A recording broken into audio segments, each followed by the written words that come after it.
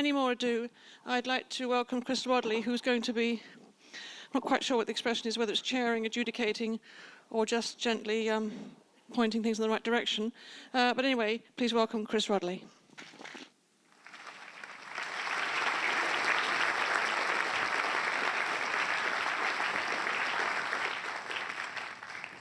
As probably a lot of you will be aware, you would have had to have been off the planet to not have been aware of some of the media circus around the film and tonight's guests. It became apparent to me the current wave on Monday. Some of you may have missed it when our beloved, bejumpered TV film critic Barry Norman announced that every film festival needs its scandal, and that Crash was certainly that, and that beyond that, the movie was indeed in places repellent. He didn't follow that statement with his usual obligatory qualifier, and why not? But then on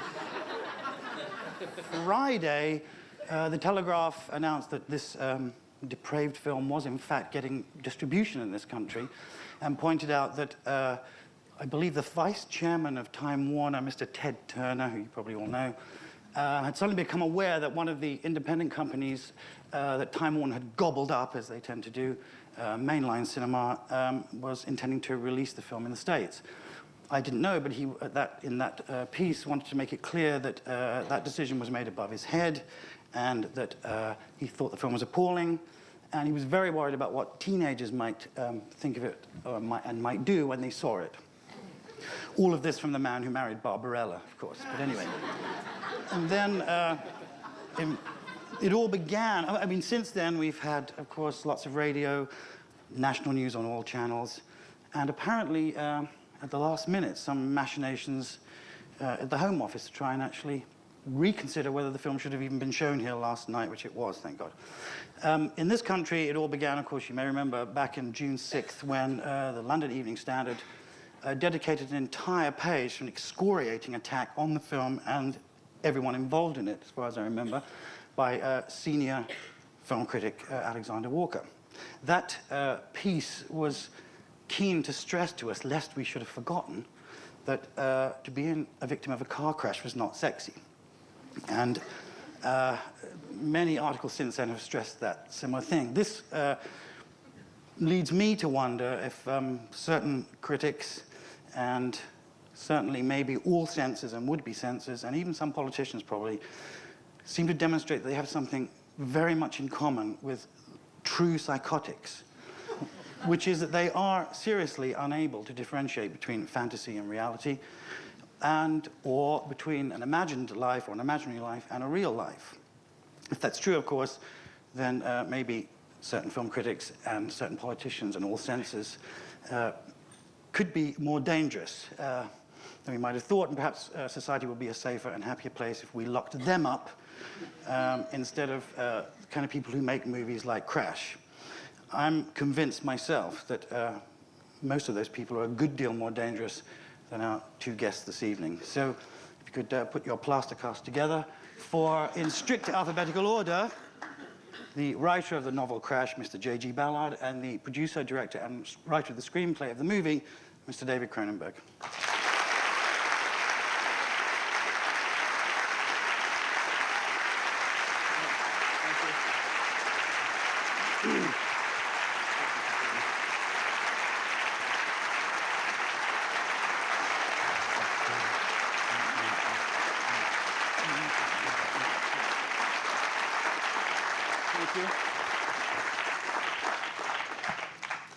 Well, I thought you were going to do the first 20 minutes yourself. That'd been great.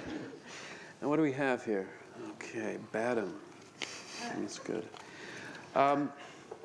Well, now that Chris has discussed the press, I would really like for us not to mention them one more time tonight. It would be great. Don't take that away from me. But I think I'd like to just start by asking Jim a question. And someone who was talking to me about the film said, you know, why didn't you call the main character in the movie David Cronenberg? Because that would have been the true equivalent of Ballard calling the main character in the book James Ballard. And I said, you know, it actually had never occurred to me, but in a way you're right. I'm not sure what that would have done to the film. Now, I'd just like to ask you what you would have thought if you'd gotten the script and it had said that. No, I think you should have done. Now, if only you'd consulted me on the script, you see, I would have been a big help there. Well, I did get... Great movie makers, I've noticed, and I've worked with two, don't tend to pay any attention to the authors of the original material. But this is one case, David, where you missed out on immortality. Oh, God. But you achieved it everywhere else, because I'd just like to begin by saying what a brilliant film it is. I mean, it's an extraordinary film that I think people will realize, you know, is a landmark movie in every respect. Thank you. I mean, Thank you. I think it's much more original than even you probably imagined. Well, that's in a way why I wanted to talk about this this particular issue, because it'd be interesting to see how you feel, what the differences are between the book and the movie, and what that represents. Because it's interesting. I mean, in your infamous now preface to the French edition, you said, amongst other things, and this has been really grabbed onto by the group of people who I said we would never mention, that you felt that the book was in some ways a cautionary tale. They love that phrase. And I do feel like with everything else, the press has really been taking everything out of context and using it for their own particular purposes. What did you mean by that? Let's just get right out there. What did you mean when you said that the book was a cautionary tale? How literally did you mean that? It has to be a cautionary tale. If not, it's a psychopathic statement. That's easier for you to live with than me. I mean, when I was writing the book, I certainly didn't think of it as a cautionary tale. We're just getting some feedback. Yeah. That's your pacemaker, right? It's the... Well, it's been a difficult time. Yeah. I certainly didn't think of it as a cautionary tale. I mean, I was exploring the apparent sort of links in what I sensed in the very early 70s, in the sort of popular sensorium, between violence and sexuality, and in particular between the car and sexuality. And I was just sort of running down a particular sort of glimpse that I'd had of you know, this hair that was running a long way away, you know, a long way ahead of me.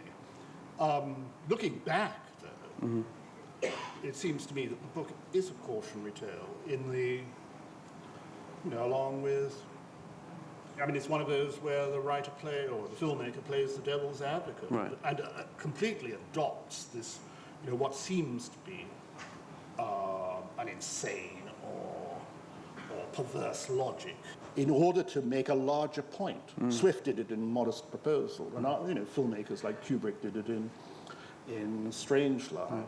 So it's interesting because you're saying that the cautionary tale aspect was not felt by you as an initial structure or reason for doing it, because some people would like to interpret that as meaning that you wrote this as a kind of a fable warning people against this and that, which I feel that interpretation that way, it diminishes what the book does and the scope of the book. You know, if it's only something that says don't do, people want to interpret it as meaning don't do this. You know, kids do not do this at home. Okay, what you read in this book or see in this movie, and that's obviously not what how it arose. No, I mean I've never. The book appears to give the impression, and to some extent, you know, the film does too, that car crashes are sexually fulfilling. I've never said that car crashes were sexually fulfilling. I've been in a car crash and it did nothing for my libido. What I was saying was that the idea of the car crash is sexually exciting or intriguing. Yes. And by sex, I mean sort of, you know, all the sort of aggressive and sexual energies that compel some young men to chase women drivers who dare to overtake them. I mean, the fact that the notion that the idea of a car crash is sexually exciting is... Another betrayal by technology. Yeah, I know, Okay. you can't rely on it. Okay. Yeah.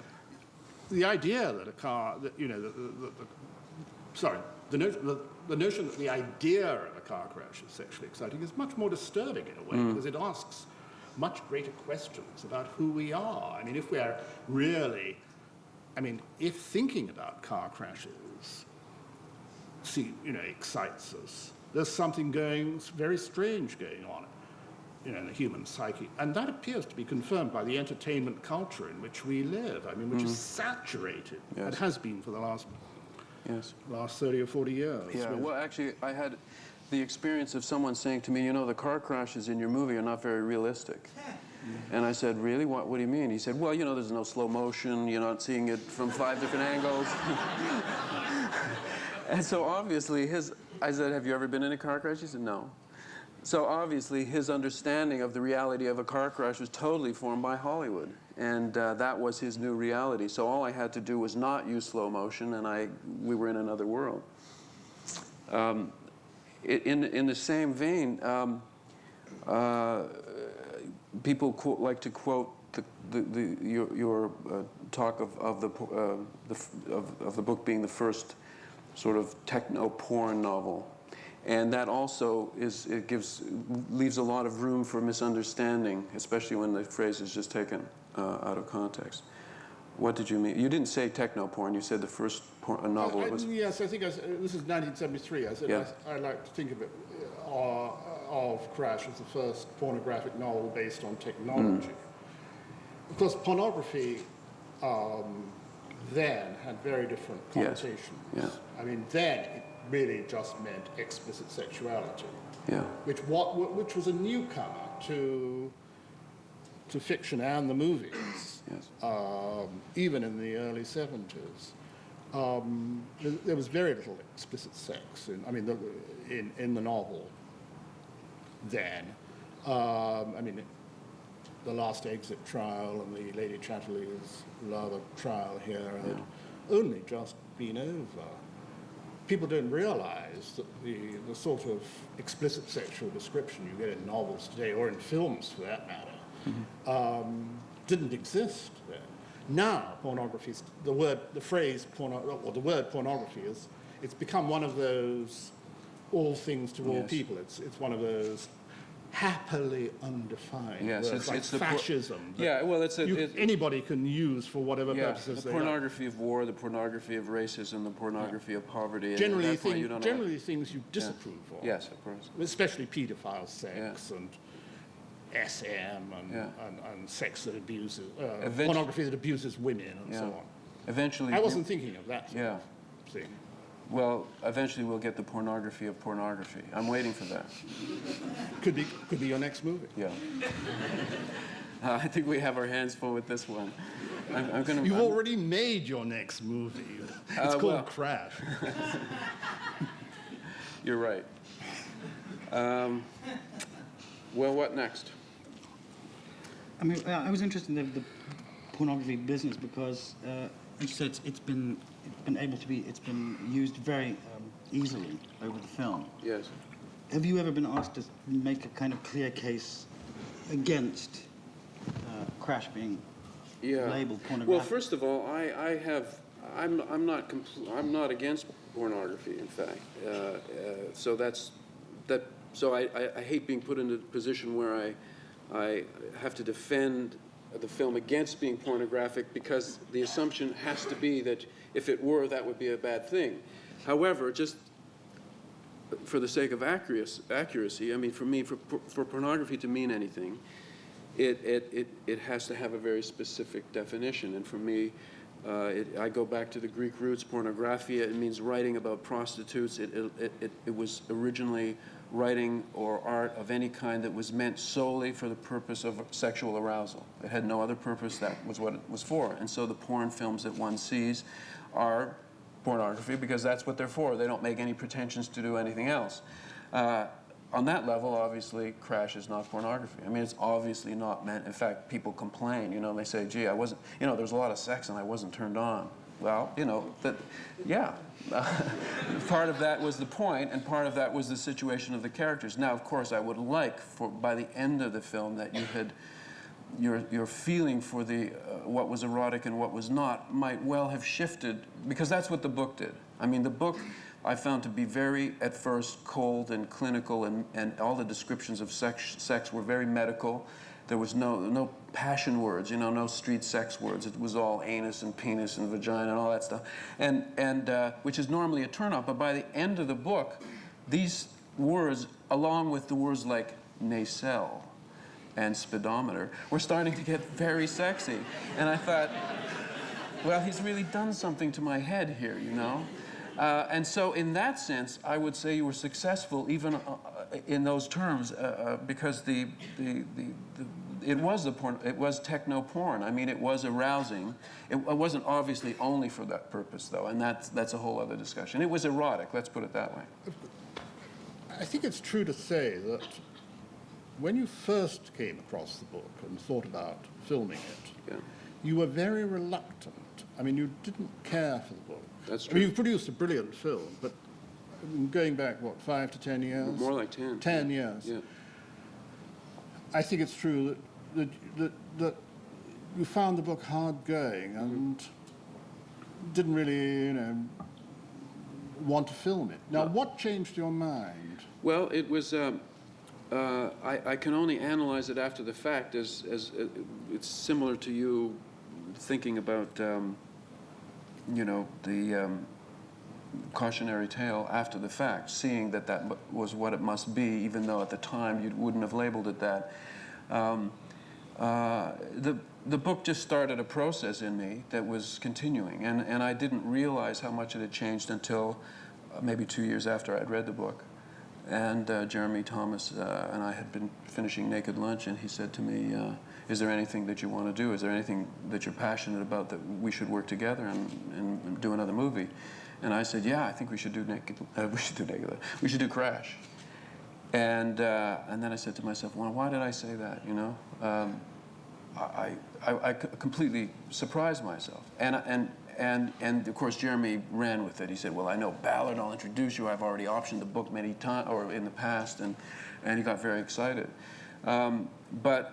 But I was still left saying, why did I say that? And the only thing that I could come up with was what I come up with now, is that the book had started a process in me that I could only complete by making a film of it, because that is my means of exploring, you know, my reactions to things and my understanding of my own life and all that. So that's really it. I still don't have a better explanation for it. In the making of the movie, I felt that I got much closer to the book than I'd ever been before, and it became something. It didn't matter whether I liked it or not. I mean, it was really beyond liking or not liking. It had become necessary. You know, I needed the book somehow, and at that point, it was a powerful part of my nervous system. I mean, you only within a year or two beforehand, you'd filmed another very difficult book. Yes. Naked Lunch, Burroughs' Naked Lunch, almost unfilmable. Yeah. The novel is really just a series of cabaret turns, and I think it was, you know, it was remarkable the way you sort of overlaid the chronology of Burroughs' life onto this series of cabaret turns that is the Naked Lunch. Yeah. I'm surprised, in a way, I mean, it's to your credit, that having tackled one monster of a problem in Naked Lunch, you went on to another monster. Yeah. I mean, it's you know, I think it's to your credit. I mean, it's to Jeremy Thomas's credit that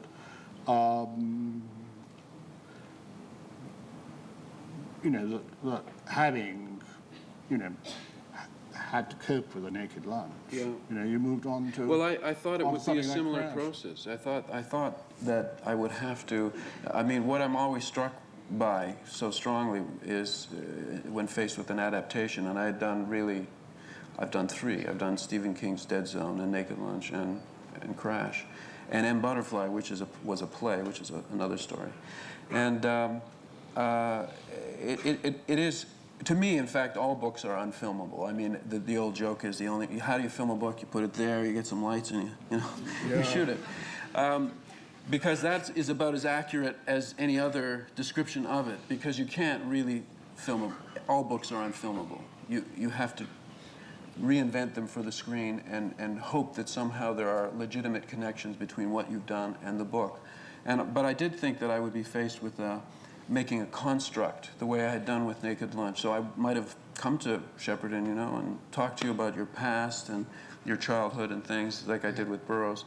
And take things from other works and so on, which is also what I did with Naked Lunch. But in fact, when I started to work on the script, it just distilled into the script almost instantaneously. I mean, it was actually very easy for me to write, which revealed to me that the book, in some way, was innately cinematic. Much more than Naked Lunch ever was. I mean, you can see the obvious things. The obvious things are that it has characters who continue from beginning to end, that there is that it's written in the first person, and so you have that sort of continuity of at least a consciousness from beginning to end, which Naked Lunch isn't. And there is a plot that develops, even though it's a strange plot. And all of those things made it a much easier adaptation than Naked Lunch was for me. In a way, it's not a criticism at all, but I wish you'd been able to persuade Elizabeth Taylor to play herself. She appears in the novel as the target of. See, this is where Jim's. This is where I know nothing. This is where Jim says sayonara to reality. First of all, Liz is what, 65? Most people who would come to see this movie, Liz Taylor is a matronly lady who does AIDS benefits. I know. The other problem, and it's worth discussing though, because it is many people's favorite part of the book, but even Liz is not Liz anymore. She doesn't mean what she meant. And the other thing, the other thing was that I was joking. I know, but I'm serious. The film. I think. Let me just say this. I think the film is better for not having Liz Taylor, or let's say a younger equivalent. I mean, if you'd introduced into the film an actress, let's say an actor. Well, there isn't really an equivalent to Liz Taylor because things have changed. I mean, that's actually an interesting thing. But if you'd introduced a fictional actress, a fictional famous actress to play along with, to become a target in the way that Dean and Mansfield and Camus are targets. Yes. I don't think it would have worked. Actually. No, I think you extracted the sort of purest essence of Crash by dropping the Elizabeth Taylor the notion, actually. Well, because the other thing was that I really worried that it would diminish Vaughn as a character because he would become a celebrity stalker. I mean, there wasn't that category in the early 70s, and it's become a category. It would be very easy to dismiss Vaughn as a psychotic who is a celebrity stalker, and therefore the other interesting aspects of him would sort of fade into insignificance. I mean, you could see the press, what they would say about that. Glamorizing celebrity stalkers, you can see it now. Perverse movie playing in Britain. Also, the problem is, the other problem, of course, is that the film already contains a number of stars. I mean, it contains Holly Hunter, that's true, Rosanna Arquette, James Spader. A fictional movie star would be clashing with the real movie stars. That's true. Playing ordinary people. I mean, you'd have had a sort of confusion of levels. Yeah. James Dean was the safest bet. He was dead. Right. His lawyers were dead. Fantastic. But I did feel, though, the need for a Hollywood icon at the center of the movie because that was the part of the Elizabeth Taylor thing that was critical, and I think it would have damaged the film if that hadn't been there. No. I think the film is better for not having a Hollywood James Dean. icon. Oh, Dean, right? Yeah. Because he lies not as a character, but Dean lies in the sort of archaeology of 20th century sort of psychopathology, doesn't he? I mean, he's this young star who willed his own death in this Porsche. No, I think when I went to the Cannes Film Festival with David and the cast for the premiere there, and I met the cast and worked very closely with them during the sort of 4 or 5 days of publicity.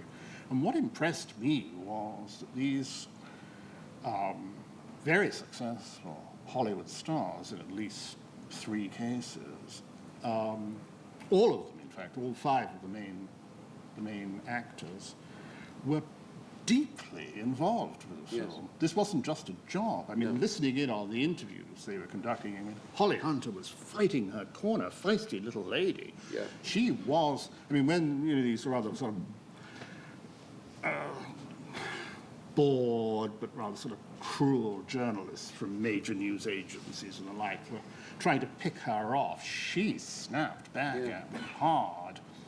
And the same was true of Rosanna Arquette, Deborah Unger, and Matthias Spader.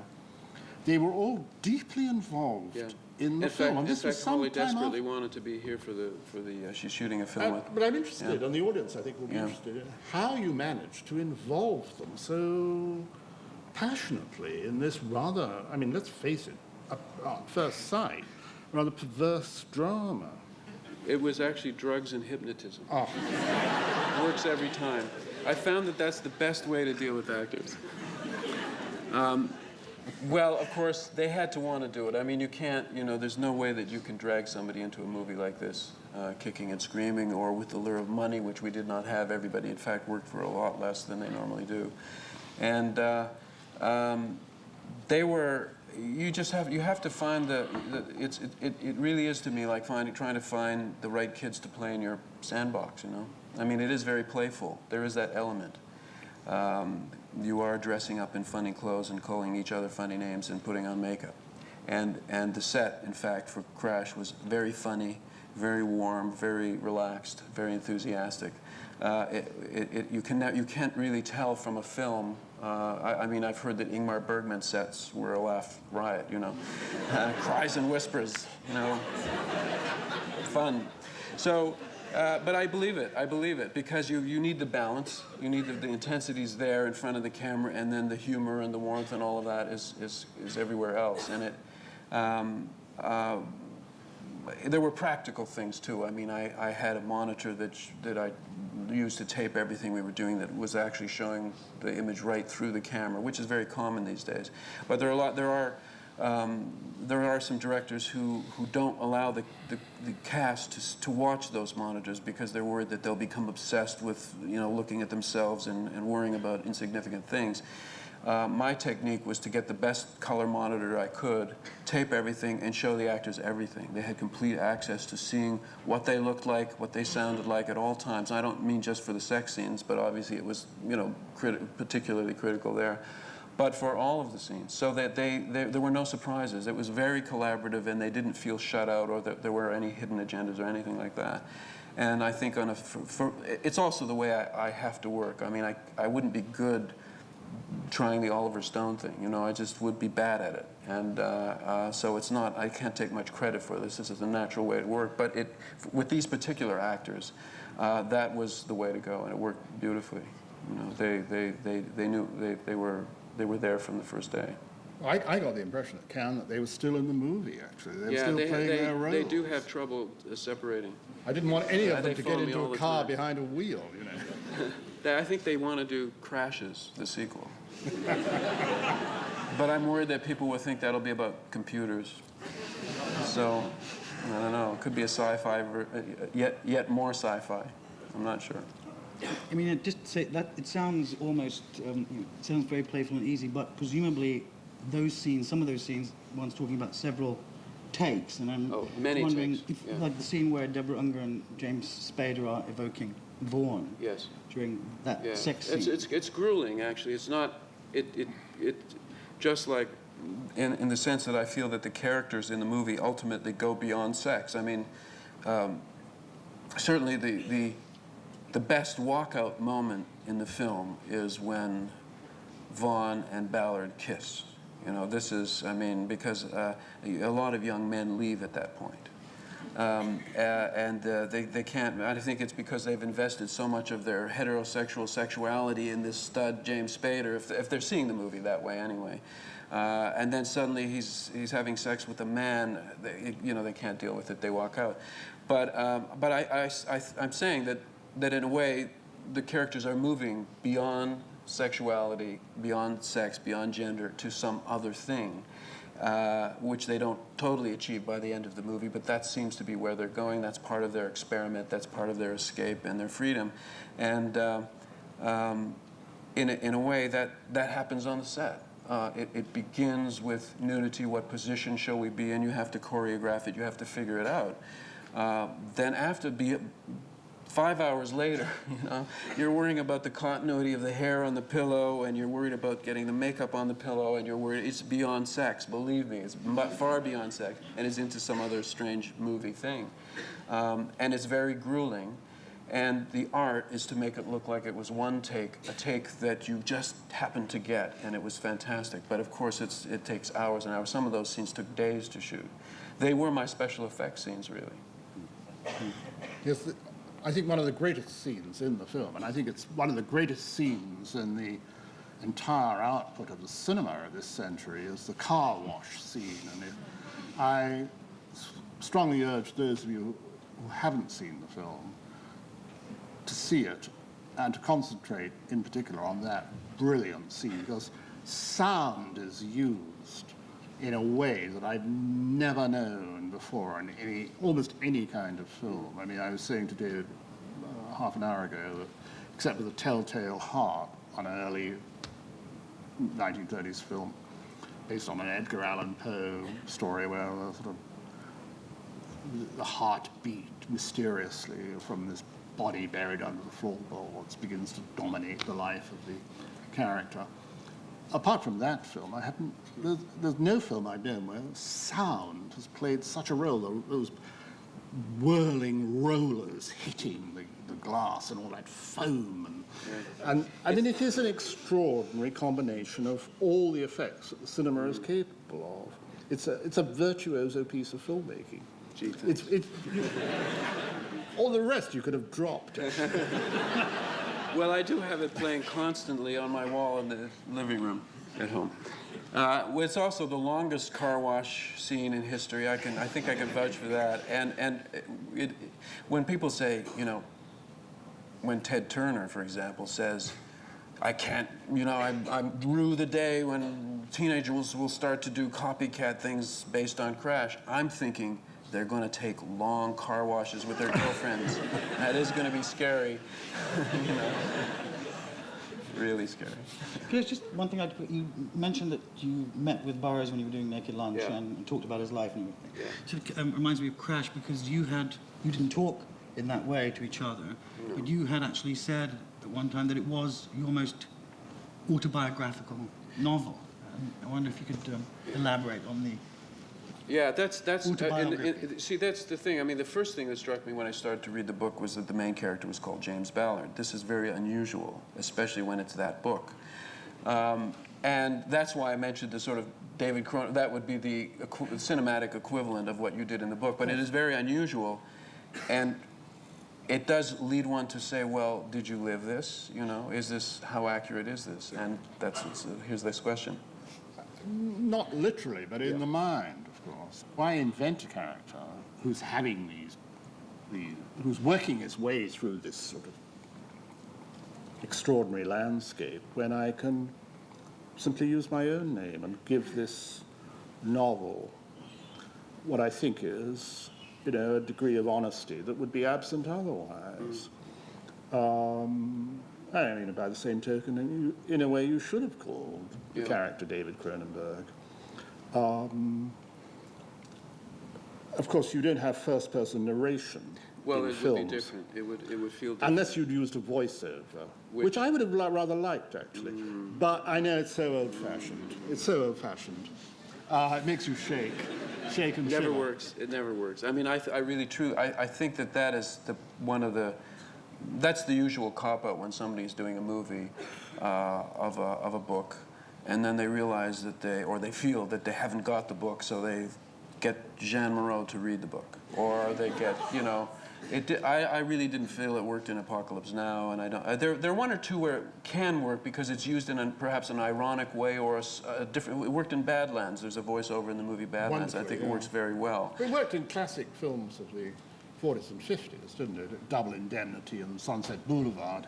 Yes. Without the voiceovers, they would be very alienating movies because the voiceover is rather close. I mean, Shakespeare used the voiceover. It's called the soliloquy. Yeah.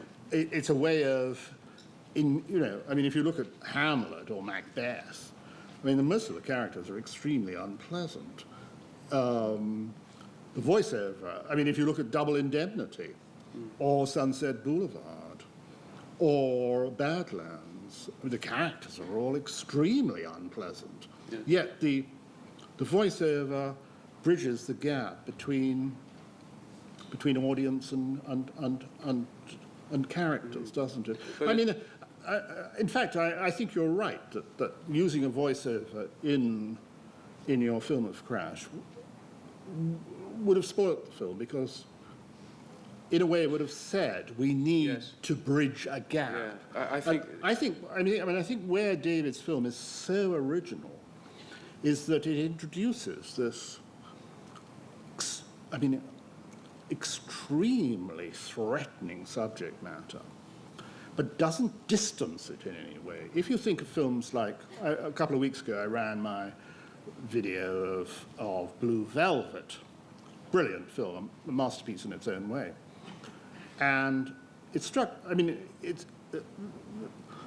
far more violent than Crash, and there's the perverse sex in it is at least as perverse as anything in Crash. I sort of, you know, Reservoir Dogs, another extremely violent, crude and brutal film, much more likely to incite young men to dangerous behavior than anything in Crash. But in both those films, there's a distance. You watch them and you think, but this is all happening to these sort of perverted nightclub singers and gangsters. In Crash, there is no distance. The characters are you in the audience. There's no way you can escape. I mean, when I wrote Crash 23 years ago, and people interviewed me at the time thinking, well, what is this book, you know?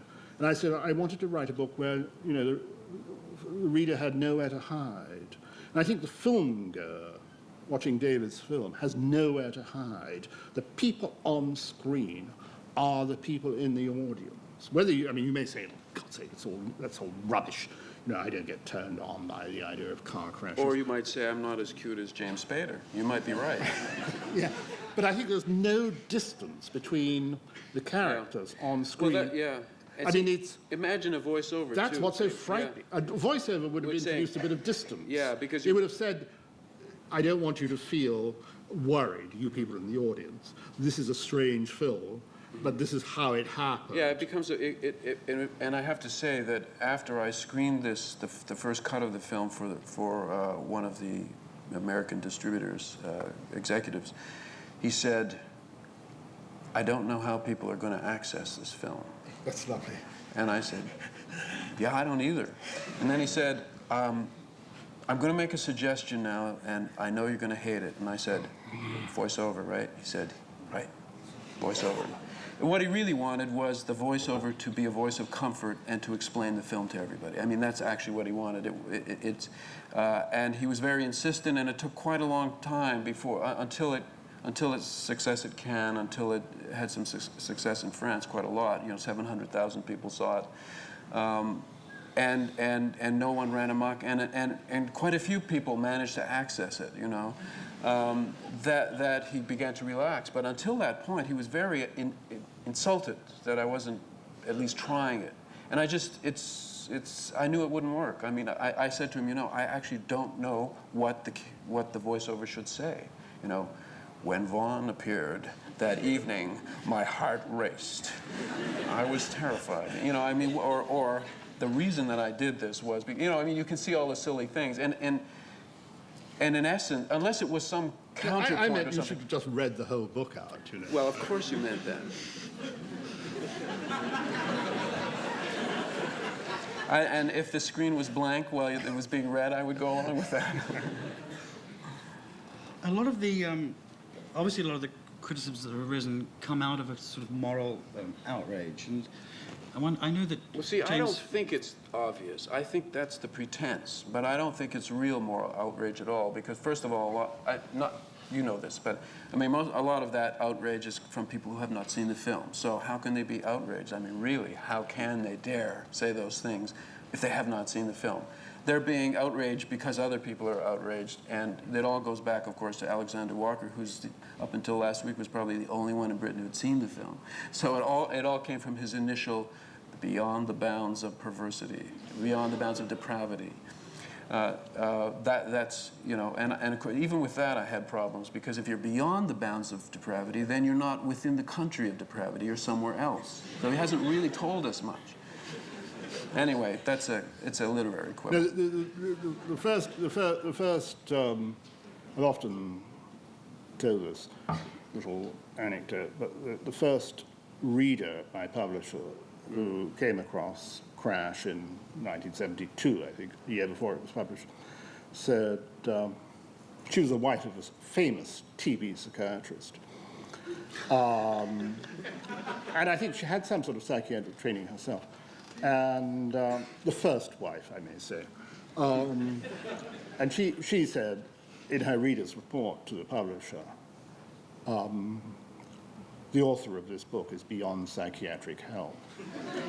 And my reaction was total artistic success. And I feel the same about the reactions to your film. But, Well, and in fact, you have been beyond psychiatric help, haven't you? Which is fine. It means he's healthy. No problem. yeah, I mean, what David doesn't realize is that the screening of Crash at the London Film Festival has coincided with this sort of panic that the present Conservative regime feels in the face of almost certain electoral defeat well, it is true, next May. I mean, they're climbing aboard every conceivable bandwagon, as they've done in their flustered state for the last couple of years. I mean, you know, child is savaged to death tragically by a pit bull, and sort of legislation is immediately cobbled together and enacted in a great flurry of moral righteousness to ban sort of all aggressive dogs. Rightly, maybe, just tragedy at Dunblane, where 16 small children were shot dead by this middle-aged paedophile a year ago. I mean, a ghastly crime and a terrible thing to happen to the children and their parents. But, there are people quoted, I think, town councillor was quoted in one of the papers today as sort of linking Crash, David's film, in some way to Dunblane and the murder of the schoolmaster Philip Lawrence earlier this year, tragically, by one of his 15-year-old pupils on the street outside his school in North London. The political parties who are really in a sort of degenerate state. You see this in the United States. Nobody cares who's elected president. It doesn't really matter. And we're moving into the sort of the irrelevancy of politics. Those who occupy the 650 seats or whatever in the House of Commons are desperate to seize the moral high ground. They're climbing on every conceivable hobby horse. Crash has suddenly got onto their radar screen, and they've locked onto it. Yeah. It's a shame in a way, because it has nothing to do with the film. Yeah. That doesn't totally explain, though, why there was less of an outrage when the book was published, as opposed to the flack that the film might get. Is that to do with an assumption on behalf of people who are guiding morals that less people read? Yes, yes. I mean, I think there's no doubt about that. The cinema is the dominant form in which the 20th century imagination shapes itself. It's even more powerful, I think, than television, which on one level has a greater sort of daily influence. I mean, TV surrounds us like all those sort of packets of cornflakes in the kitchen and the mix master and the washing machine and the packet of Daz and so on. But film is where the 20th century imagination really expresses itself. I think the book, the novel, is tragically sort of moving towards irrelevance. I mean, it's people are not outraged by novels anymore. They were once, Yes. but not now. Film is the dominant medium.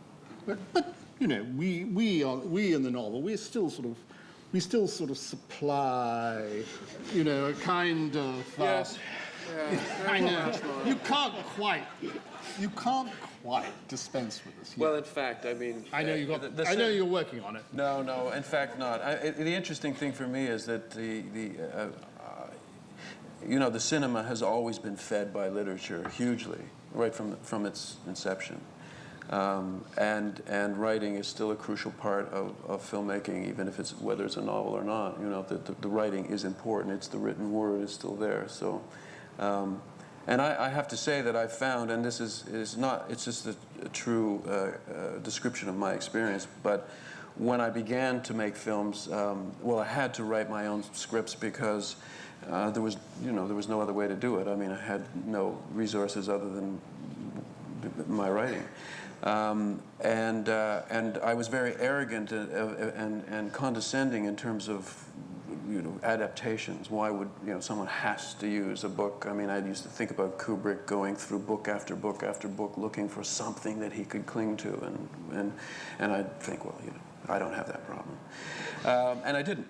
But when I did The Dead Zone, I was surprised to find that it didn't feel that much different to me. This is a Stephen King novel. Yeah. It somehow, in the process of making the film, you kind of fuse with the material, and it's almost as though the book was a dream that you had. You know, you wake up and I had this dream called Crash, and I don't mean that by saying that I'm diminishing what the book is. Obviously, the movie wouldn't exist if the book hadn't existed. But somehow it feels as close to you making the film, and I realize that it doesn't really matter where it comes from. I mean, whether it's a song or a play or a book, for the filmmaker, ultimately, if it works, you fused your own self with it, and it feels all of a piece. So I've stopped worrying about that. You know, am I going backwards by adapting something else, or should I not write something original? It seems to be irrelevant. Do you want to open it up to the audience? Yeah, I mean, we have some time for questions. So, first one down here. Yeah. You, yeah. What did you have to leave out of the film? Obviously, a 2-hour film or whatever, you can't put everything in. So how did you make your decisions? I must put this in and I must leave this out. Well, yeah, it's a strange process. I didn't reread the book. I didn't have the book open beside me. I didn't have it marked up on the wall. I, in fact, wrote the script not having read the book for a couple of years. And what you do is you kind of do a kind of a self-hypnosis thing with some mantras and other stuff. And you just hope that the spirit of the book is there in you, and you start to write. And then eventually you do go back and start to check how things were configured in the book. But it's, you really have to suffuse yourself with it's not just the book, it's with Ballardism, you know. Just as I became, you know, sort of engulfed in Burroughsiana, you know, I would read. So it's a, and then it's really, you only have your intuition to guide you. It's a strange thing, and it's not really a question of shall I leave this in or out. I mean, for example, the Liz Taylor thing. I didn't think twice about it. It was gone. There's no question in my mind. It was only after the fact, when you're doing interviews, when you're talking to people about it, that you become analytical about these things that you were, in fact, totally intuitive about doing. It just felt wrong. I just knew that it wouldn't work. I felt that it wouldn't work. You do try things on paper, but they don't work. You know, you shuffle things around. So it's not really a process of saying, it's not analytical. It's not a calculation. It's more like an invocation, you know, to be suffused by the spirit of the book and the author. although that sounds a bit vague, it's very palpable and real and tangible when you're doing it. Yeah. Yeah. This is a question for Mr. Ballard. Mr. Cronenberg made reference to Crash being having cinematic tendencies as a novel, and another book of yours that has that same tendency is Empire of the Sun, which has imagery of films right at the very first page of the book. And I wondered if you might speak about how films sort of helped you develop as a writer, or what effect they had on you when you were growing up, especially war news readers. How has film affected me as a writer? I mean, with reference, in this case, to Empire of the Sun, which is full of film imagery. Well, film, right from my earliest, right from the age of sort of 7 or 8, I was a big film goer, with my parents my nanny.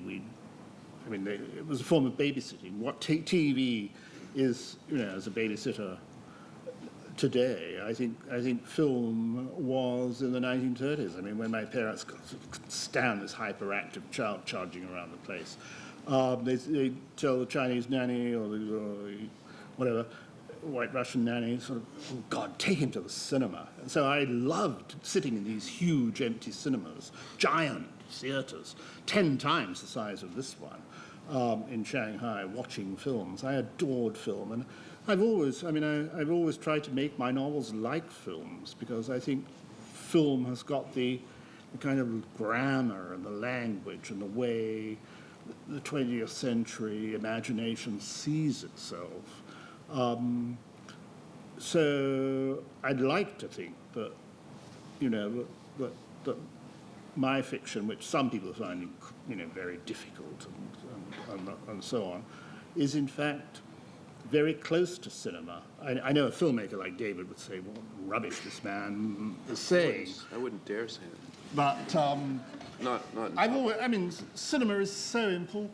I mean, there's no question about it. See, it's interesting for me, because I some time ago I interviewed Salman Rushdie for a magazine in Canada, and one of the things I asked him was, do you think that the cinema is an inferior art form to the novel?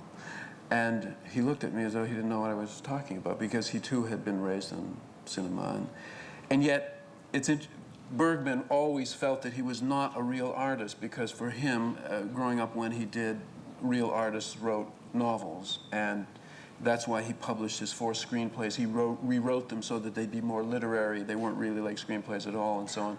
And I suppose there's that lingering, it might be a Victorian remnant, but residue, but there are things that you can do in fiction and writing that you simply cannot do in cinema, and vice versa, obviously, but I don't really think one supplants the other, I mean, they enhance each other and they reflect on each other. Ideally, that would be the way it would be. I mean, I think to read the book of Crash and to see the movie of Crash together would be a much richer and more dynamic experience than to experience either one alone. And I don't think it would be great for fiction to become cinema, to become an inferior version of cinema, or vice versa, I have great respect for the art of fiction, huge, in fact. Yeah, down the middle here. Ballard says that in some way what he was saying through writing the book was different at the end of doing it than when he started it. Yes. And I want to know whether both of you think that you were doing the same thing by making the book, or saying the same thing. Yes. Well, this is once again are we saying the same thing? I'm saying this for the mics here. Do we feel that we have been saying the same things with the book and the movie? I believe definitely not. Although there are many overlays and crossovers. At the press conference in Cannes, it was quite interesting, because we had heard that the press were very divided and vocal about the film, and there were almost fistfights and yellings and screamings and stuff. And then we had to move our press conference into the big theater because there was 300 press, 3 times as many as the normal press screening. And we were all up there ready for a fight. We had 5 actors and producers and Jim and myself, and we were ready for a fight. And one of the first things that came up was a Finnish journalist who said, "I think that the movie, just does not go as far as the book." And Jim said, "I completely disagree with you. I think the movie goes much further than the book. In fact, the movie starts where the book ends." So that ended that discussion, and after that, the press were very sweet. They were very, in a way it was too bad because we were ready for a fight. Holly, as you say, she was ready, and it was, but I completely understood that not to mean at all that the movie was better than the book or anything like that, just that it did go off in a different direction. Part of it is the time. I mean, the book is 25 years ago, and we are now, and I couldn't possibly go back to that sensibility, even if I wanted to. But I do believe that the two are quite different in many, many ways, and which is another reason that I asked about the cautionary tale element and so on, because some journalists, there are some intelligent ones who would say, "Do you think that your movie is a cautionary tale?" And I say, no, I don't feel it that way. Now, it's conceivable that with the perspective of time, I might see it much more that way.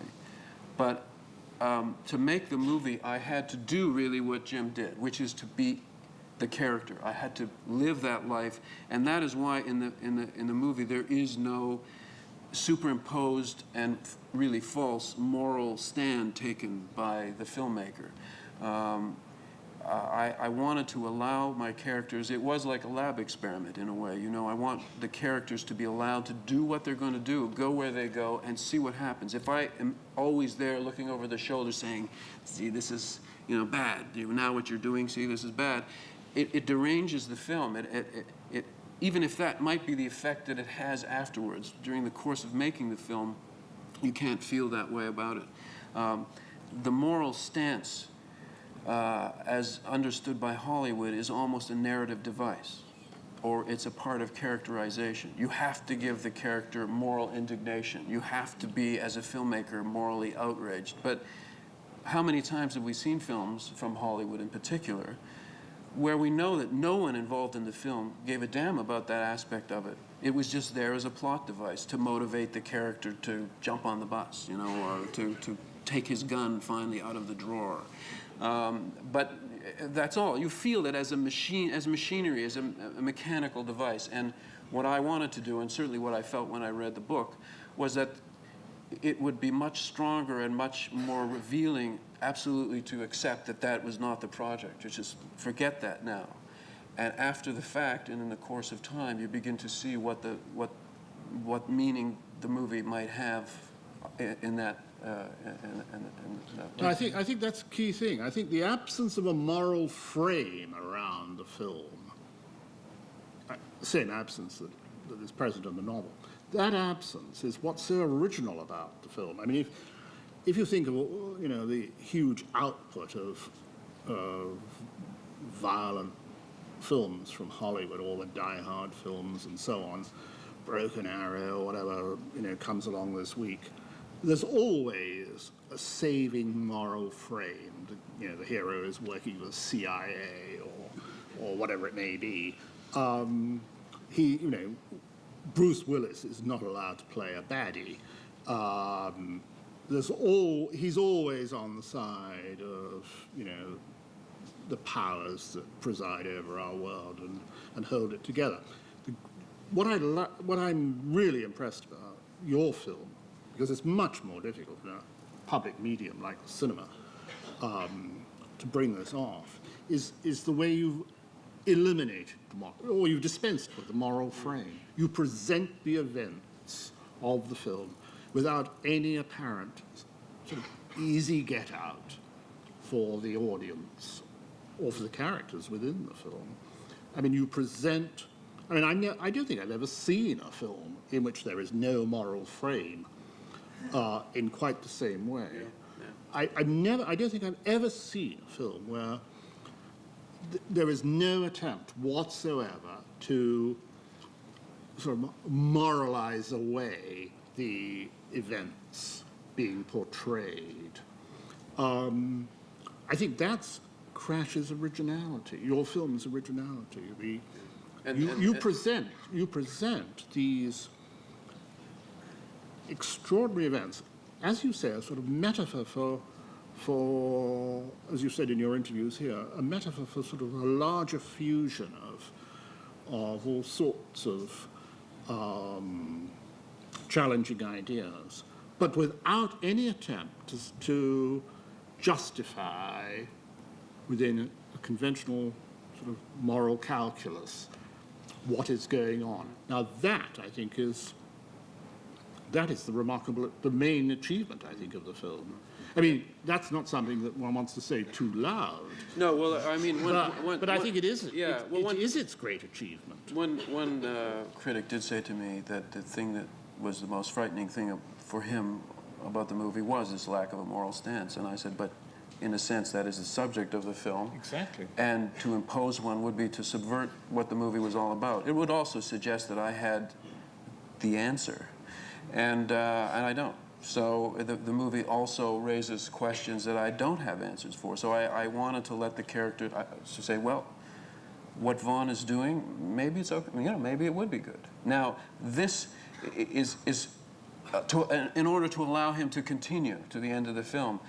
It's interpreted, though, in quite a different way by people who I truly don't believe that if we tacked a little moralizing ending onto the film where they were all arrested and confessed that they, had done bad and were misguided, that I wonder if the critics and the press hysteria would really be different. I'm not sure that it would. Maybe it would. I'm not so sure. The press need a get out. You Yeah. know. No, I mean, one's got to, stand by whatever one believes in. I mean, Crash, both book and film, would be meaningless if some sort of explicit moral justification was tacked around all this material. I mean, the moral framework, if there is to be one, is provided by the audience. The novel and the film, each is an extreme hypothesis. I mean, these, as I see it, these tendencies are inscribed in the world in which we live, this sort of strange fusion of sexuality and violence and sensation in this sort of affectless realm, that is the late 20th century. Where do the lines on this graph seem to lead? Now, Crash, film and book, represents the end point, an extreme extrapolation beyond the graph paper of where these lines are leading. It's not a prophecy. Yeah. It's just an extrapolation, if you like. No moral point is being made. But perhaps a truth is being reached. And that is, in the case of your film, that is achieved by, the narrative drive and the accumulation of images that drive one towards drive the film towards credibility. I think the film does arrive at a point of credibility. Now, whether one likes this, point of arrival, whether one wants to get off this particular train and face up to, what stands around the platform, is a different matter. But it's nothing to do with moral frameworks. So we began by talking about the differences, and we've come back to the similarity. Maybe we meant exactly the same thing, maybe. I'm not sure. Yeah, sorry, gentleman at the back. What is that platform?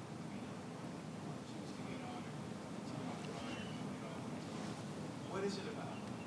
Yes. Well, let me give you my little rap about that, and then that also might illuminate some of the differences. But although we might once again end up it's not really a matter of disagreeing. It's almost a matter of a different interpretation of the same thing. For me, the movie is a kind of existentialist romance, and I mean that literally. You know, card-carrying existentialist meaning of that word.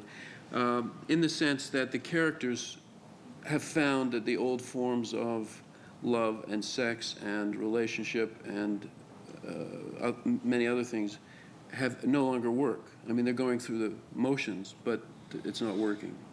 And because of an epiphany that one of the characters has in a car crash, which breaks his car, it breaks his body, but it all, you know, it's sort of the imagery of the car, the nice little lines of traffic, which give you the illusion of order and control, are immediately destroyed in the chaos of any kind of car crash. And so suddenly you're crossing all the lines, the cars are spinning, you don't know what direction you're facing in. The car, which I show as being kind of a boring, I give the Ballard character a very boring car. It's comfy, it's cozy, it's completely acceptable, it's understood, non-threatening. And suddenly that's torn apart, his body's torn apart, the traffic is chaotic. And his life is also torn apart. And he's got to put all of those things back together again. He finds that they won't go back together again because they had been coming apart anyway. And so he has to assign, they have to reinvent. He meets another group of people, a group of people who've gone through the same thing. And they begin to embark on a process of reinventing all of these former absolutes, which turn out to not be absolutes. Sexuality, they're reinventing eroticism, sexuality, love, many other things. And that's the trip that they go on in the movie. And they arrive at a very strange place, but in a way, for the characters, it's a bizarrely happy ending. I mean, I think this movie has a happy ending. Because the two main characters have come somehow to find a way to come back to each other, even though it's in an extremely strange place. And I happen to think that that's a legitimate metaphor for what does happen in each individual's life. I think we end up in a very strange place. So that's my interpretation, on one level, of the movie. And it might not be my interpretation of the book. In fact, it wouldn't be. So that's the difference. And yet, I think that the movie is also the book. So that it's a strange, multi-layered kind of interconnection between the two. Yeah, I mean, the questioner asked, what is this platform that I referred to? I mean, the name of the platform is love. This is a love station. I mean, the crash, bizarrely, you may think, is actually a love story between the two principal characters played by... Now, do you see the book that way? Yes, but I think you bring out that element, which is sort of implicit, definitely. Implicit in the novel. I think you make it explicit. I mean, the film is very much a love story. I'm being serious. I mean, this is one of the few ways left to the late 20th century, perhaps, to meet itself with, you know, deep love and affection. The film is the love story. It's basically between soft and cuddly. Exactly. Basically. Spader and the beautiful Deborah Unger, playing husband and wife. I mean, the film is the story of their rediscovery of their love for each other. And I'm not being flippant. I mean, no, that's because it's very difficult. It shows you where we are. It's very, very difficult to say that these days without it meaning. It's a romance. Yeah, without meaning film. something very weak and stupid. One shouldn't be afraid of saying using words like romantic. I agree. We have it's to a say romantic it because it's true. film. But if you say existentialist romance, it gives it a little toughness, don't you think? Yes, gentleman here.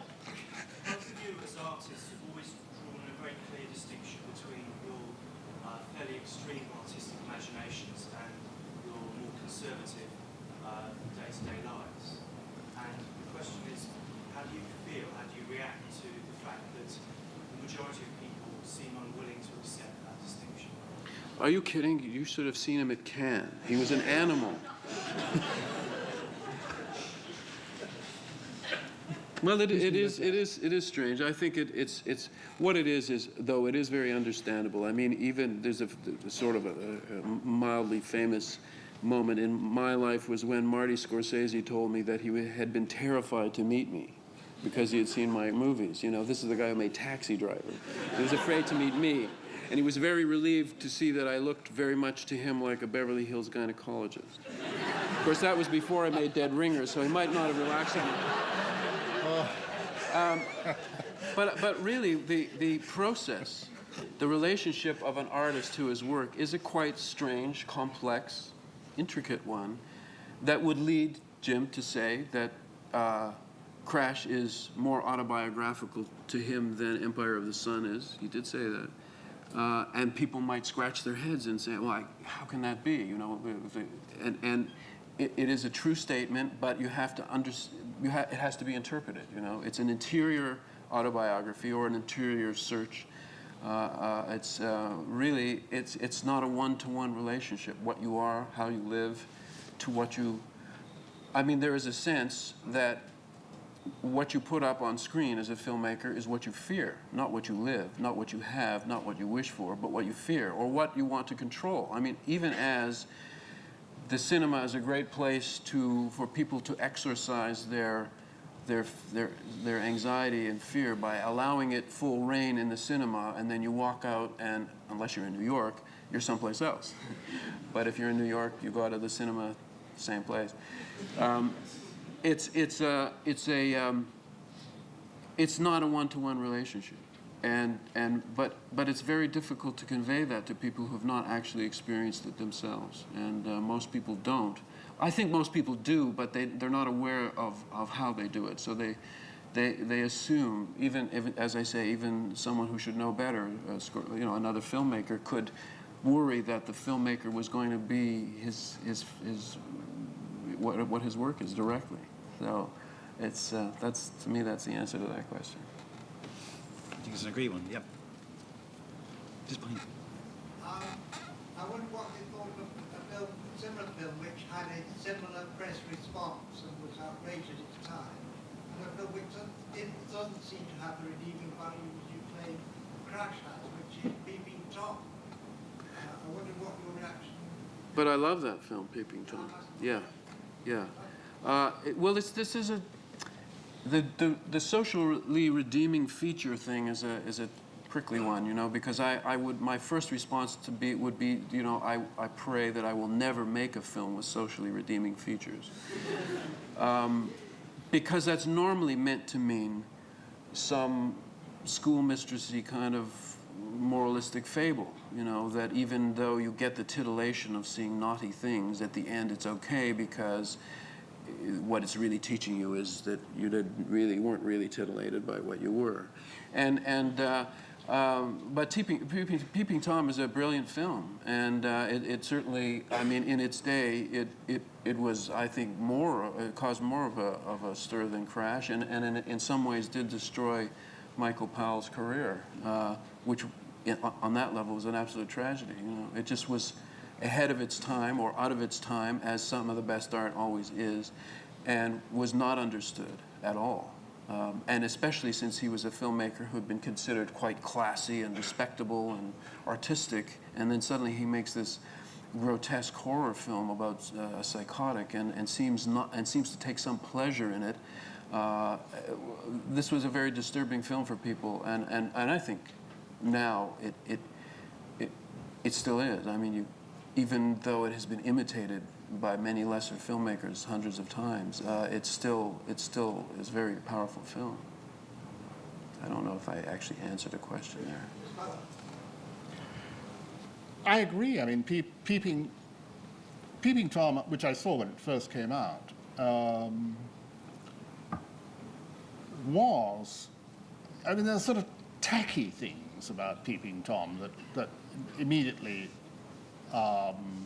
unsettle the reviewers, and as David said, sort of eclipsed Michael Powell's career virtually, you know, for many, many years. I mean, the tackiness is partly that sort of Soho world that he insane camera killer inhabited. Also, I think in part there was sort of an absence, the partial absence of that moral frame unsettled people. The same problem that some people find with David's Crash. Yeah, because he was really allowing the main character a chance to express himself in all levels, including very human and sympathetic ones, rather than portraying him Yes, as a monster. the insets of what appear to be home movies, which I think in fact were real home movies. Yeah. The father, the nominal father in Peeping Tom was in fact Powell himself. Yeah. All that created a kind of ambivalence in the spectator's mind. That's, you know, that the filmmaker in some way sympathized with Carl Böhm, I think was the German actor or Dutch actor playing the killer. I mean, it was a very unsettling, no doubt about it, a very unsettling film. But it was still within the formulas of the, you know, the psychopathic movie.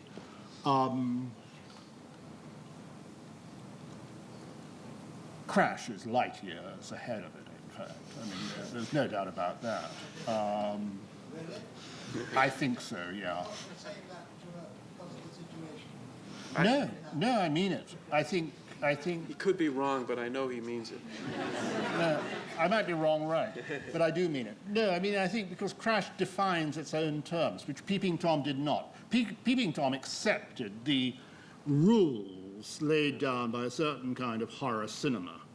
The whole film is saturated in the conventions of dark alleyways and cobblestone, you know, little backyards and prostitutes, sort of horrid little boudoirs, Soho 1967 or Sounds whatever great, it was. doesn't it? Sounds great.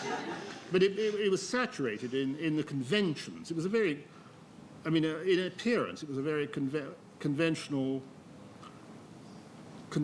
film. Crash is not a convention. There are no conventions that Crash is relying upon. That's the originality of David's film. And I think that he's not relying on any established conventions. The horror film, the sort of the film noir or whatever.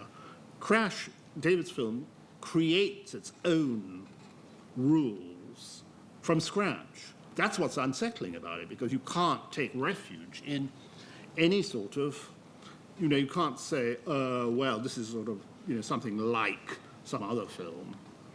This, I mean, you can't escape the thing. I mean, it's coming at you, you know, like a runaway truck. Peeping Tom was well within a certain set of conventions. Great film, you know, no question about that. Crash at the beginning, in the middle, and the end, did that all? Well, not if you play it backwards. Really, I found right away that there was a formalist issue with Crash when the several Italian journalists at Cannes went back to Italy and reported that this was totally a pornographic film. And in Cannes at the time, there was a channel on television in your room at the Carlton Hotel playing hardcore porn 24 hours a day. We never found the button to turn it off. So we, and you know, I was watching that and thinking about my film and saying, you know, there's no similarity. I mean, what are these journalists talking about? Then I began to realize, you know, the movie opens with 3 sex scenes in a row. This is a formal atrocity for almost any movie that you can think of, because it's not done. I mean, you might have 1 sex scene, then you go to something else. But the 3 in a row really confuses people, and I think then there are other sequential sex scenes, which is really very rarely done.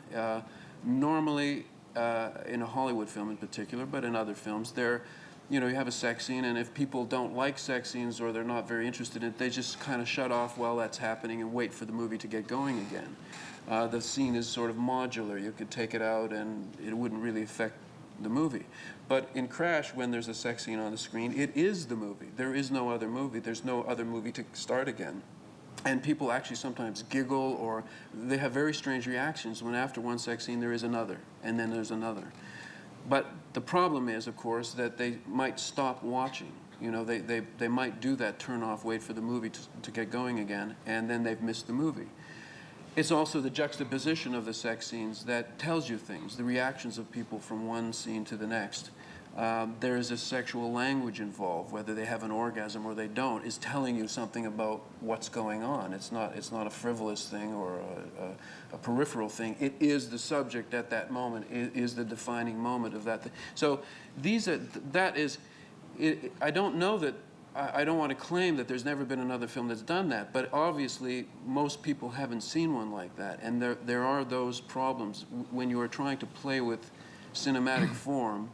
I mean, it's not as extreme as, let's say, a Pillow Book, you know, where you know that you're playing another game entirely. It's not any kind of a narrative movie in the normal sense. Here, it could almost, you know, you see an attractive young upper middle class couple, and they're having affairs, and, you know, is this going to be Fatal Attraction or something, you know? But then the way they speak and the way they relate to things and the way they react to things is quite odd and dissonant.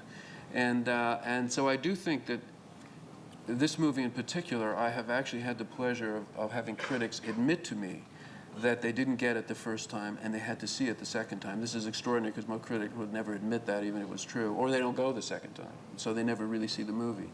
But they're sort of bouncing off the surface of the film, off the structure the first time, trying to get in, and they can't because they're not letting go of their expectations based on other movies. Then the second time they see the movie, they know the game, you know, they see the structure, and they relax, and then the movie can reveal more things to them. So it's true that you know, that Peeping Tom doesn't work that way.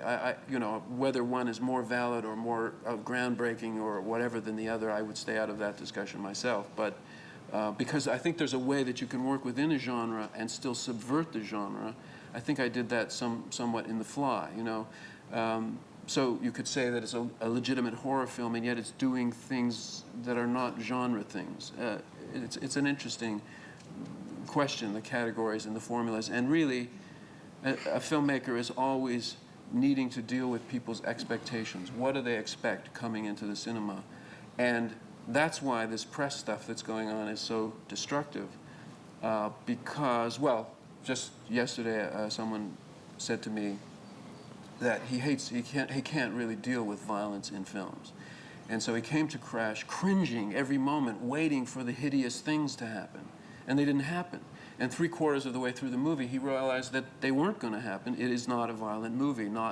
It's conceptually violent, but it's not physically on the screen violent. Compared, and I'm not being flippant when I say, you know, Braveheart is thousands of times more violent. And yet people think it's just a great, you know, historical romp. For children who walk in the middle of Braveheart, it's not that. It's quite excruciatingly horrifying. And I could say, well, if I put everybody in Crash in a kilt, would that be better? Would that give you that distance, you know? Anyway. I think that's some more questions here. Yeah. Do you cast the cars as carefully as you casted the actors? Absolutely. Casting the cars was as crucial as casting the actors. And certainly the Lincoln is a character in the movie. And by the end of the movie is almost the reincarnation of Vaughn, you know. So Vaughn becomes the car. They fuse together. They look the same. They smell the same, you know. But it wasn't difficult in terms of the 63 Lincoln because that's in the book. And it's so perfect and potent, and with the Kennedy Association and all that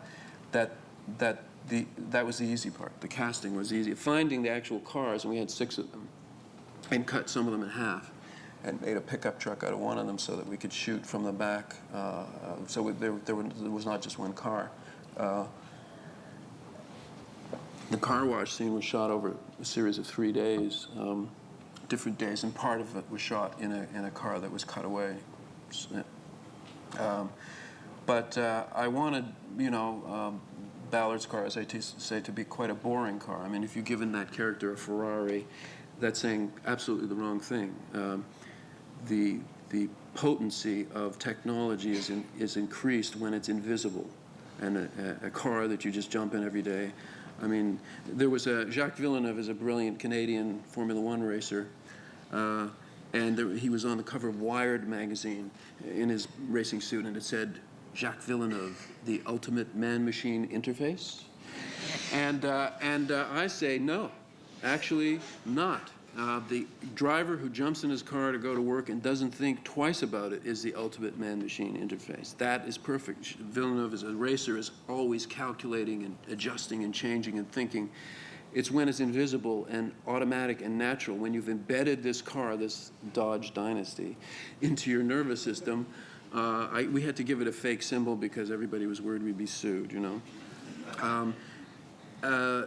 That's when so yes, even casting that, and then Catherine's car is described as a small white sports car in the book, and I had to think, you know, do we give her a nice old Alpha? But no, that's too, you know, you have to take care of an old Alpha. What's the equivalent, you know, of a, and I came up with, we thought Miata.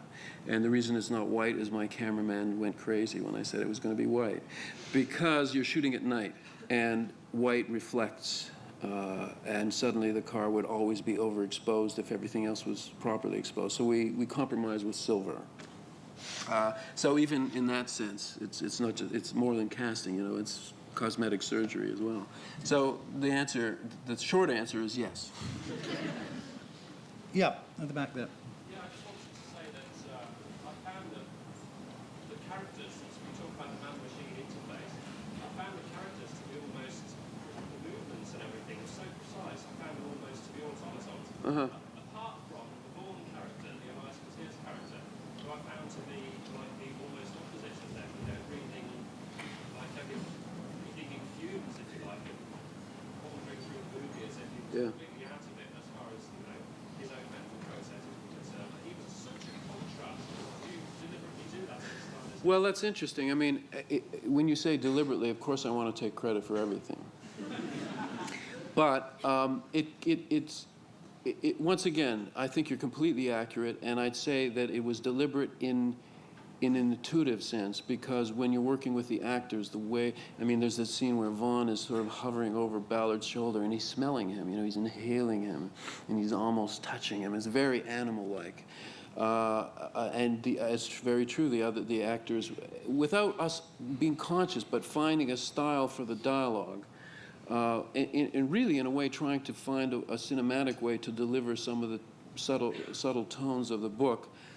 We came up, without really all saying, let's do it this way, the dialogue was very whispered and very slow and very narcotized, it was described as by somebody, I thought it was a nice word, kind of narcotized. But Vaughn is not that. You know, Vaughn is still an animal, and in a sense it's because he, being the furthest advanced along the way, the route that they're all going to take, is perhaps the freest of the machinery, that they are still engaged in that. That's how I would interpret that and try to make it my own.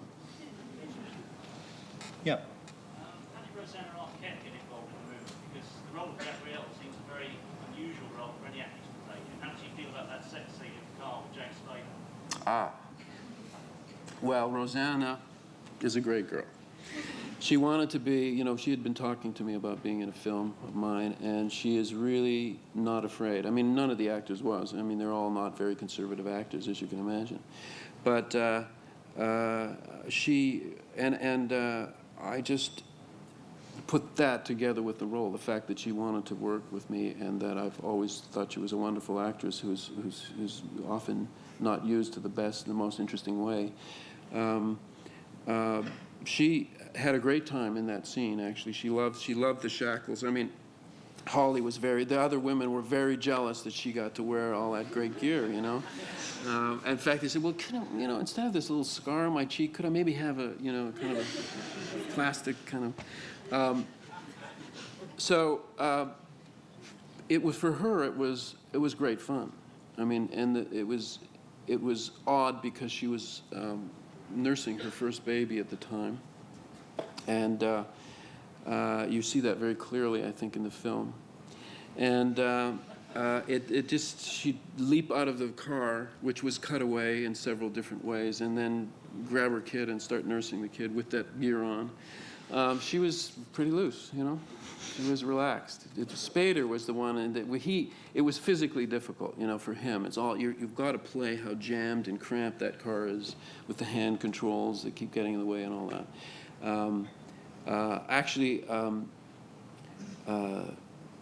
The film. It's interesting about this is seen as sort of sex with a disabled person. Now, literally, on a literal level, that's, I guess, what it is. In Korea, when the film was shown at the Korean Film Festival, there was a scandal about this film there, but it was a different kind of scandal. The film was cut, and it was not supposed to be cut, and no one knew that it was cut until it was actually being screened, because of course, they wanted to gain credibility as an international film festival, and the one thing you cannot do if you want that is to cut films that are being shown in the festival. If you do that, you have no credibility. So here was this film, and suddenly many things were cut from it. And one of the things that was cut was that scene, because in Korean society, and I think actually in many Asian societies, sex with anybody who's physically disabled in any way is a total taboo. Now, whether that holds for what the person's husband or wife does with them at home alone, I don't know. But in public, it is just not acceptable. The idea that a disabled person, a cripple, could have any sexuality, could have the chance to express that sexuality is an absolute taboo. So that's why that was cut, for that particular reason. It's interesting, in North America, I've actually had support from this particular quarter of people who are disabled love that character, because she's a woman who is not sexually destroyed, disintegrated by the fact that she's disabled. She, in fact, incorporates her new destroyed body into her sexuality and uses it as a kind of a new sexuality. And, of course, that fits right in with what's happening to the other characters, that in the course of reinventing their sexuality, she's done that herself for her own reasons, and that's why they all work so well together. We're going to have time for a few more questions and shorter answers, I suspect. Yes? No way.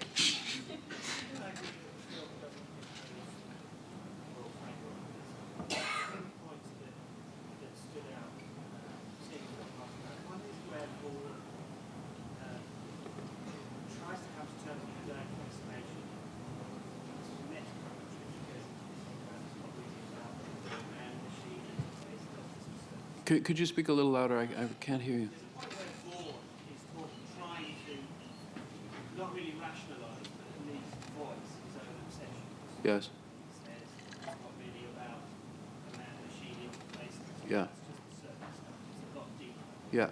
That's a point that seems to comment on the overall. Yes, but you know, okay, this is Vaughn sort of. The first thing that Vaughn says is when the Ballard character asks Vaughn, "What is your project? What is this mysterious project that you're trying to involve us all in?"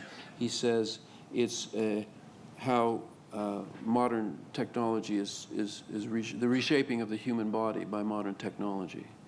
Of course, many of my own films are about that, and frankly, I can't remember whether that line is in the book or not, which is great. Which is when you know that you've fused properly, because I can't tell which one of us wrote that. But I then have him later say that was just he doubles back on that, and he says that's not really what the project is. That's just a crude sci-fi concept that floats on the surface, doesn't disturb anybody. There I'm talking about my own prior films, you see. I think I did write that line.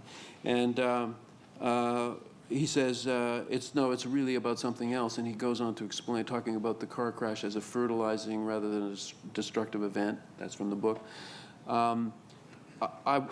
But he isn't really making a moral comment. You see, what the comment here is that this guy, even as radical and crazed as Vaughn is, feels the need to make a moralizing comment on what he's doing. But he's not very good at it. And he keeps changing it, and he keeps forgetting what he said before. And I got that feeling very distinctly from the book as well, that Vaughn, you never quite find out what the project is. And the reason you don't is because he's fumbling for it as well. He's not a guru who has an incredibly well defined agenda. He's someone who is exploring and fumbling.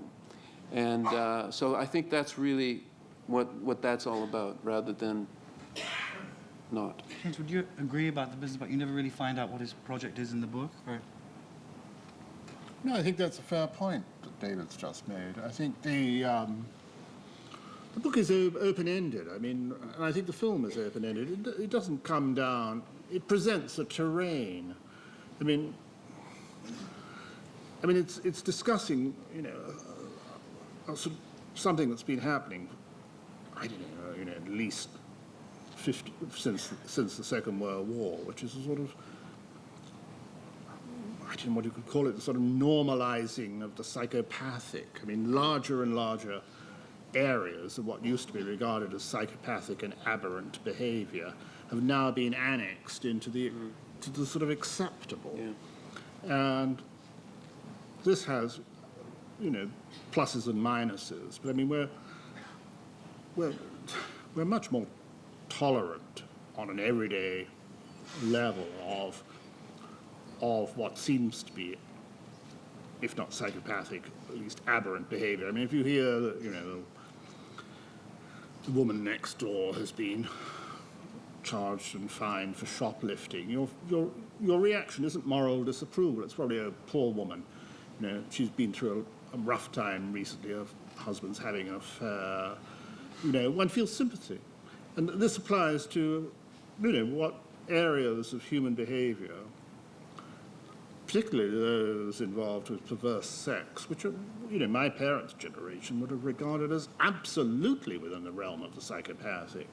I mean, we had a case here a couple of years ago where half a dozen SM devotees, all taking part in consensual sex with some very sinister equipment, hammers, nails, and planks of wood, were actually were arrested and charged with some offense under whatever statute.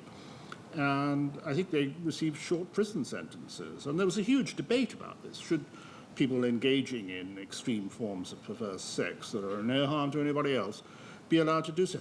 Now, most people would regard the things that these people were doing as, well within the area of the psychopathic. Crash also, it's exploring that terrain where I assume the human race is heading. Yeah, because I certainly was well aware of that making the movie, that the psychology of the characters was not normal, was not something, when people talk, this is another formal thing too. It's a sort of a basic tenet of Hollywood filmmaking that the audience must identify with the characters, and that's why you get in the story conferences, can't Vaughn be a little more sympathetic? Could he have a dog? Could he,